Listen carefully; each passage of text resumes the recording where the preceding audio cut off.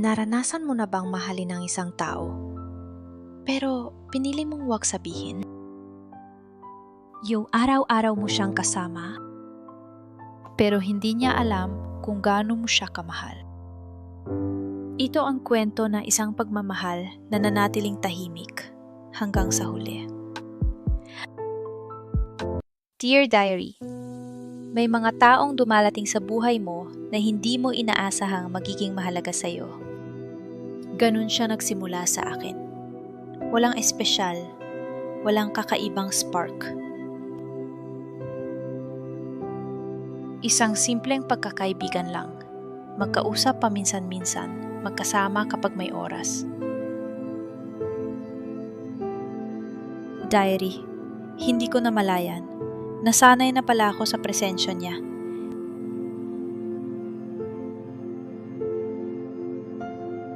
Yung tipong kapag hindi kami nagkakausap, parang may kulang sa araw ko. Hanggang isang araw napansin ko na lang, iba na pala ang nararamdaman ko. Sa kanya ko nakita yung mga bagay na matagal ko nang hinahanap sa isang tao.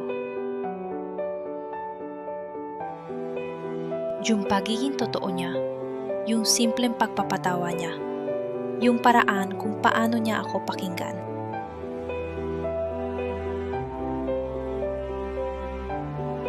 At habang tumatagal, lalo akong nahuhulog.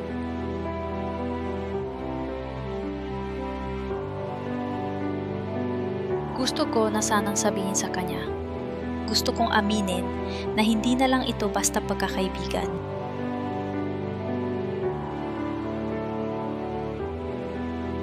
Na sa bawat ingat kanya, may kahulugan na para sa akin. Na sa bawat tawanan namin, umaasa na ako na higit pa. Pero diary, sa tuwing bubuksan ko ang bibig ko, may pumipigil sa akin. Takot! Takot na baka kapag sinabi ko ang totoo, mawala siya sa buhay ko. Kaya pinili kong manahimik. Pinili kong manatili sa kung anong meron kami, magkaibigan. Araw-araw, kasama ko siya. Araw-araw, kausap ko siya. Pero araw-araw din, pinipigilan ko ang sarili kong umamin. Hanggang sa dumating ang araw na hindi ko inaasahan. Habang magkasama kami, bigla siyang ngumiti. Yung ngiti na hindi ko pa nakikita dati.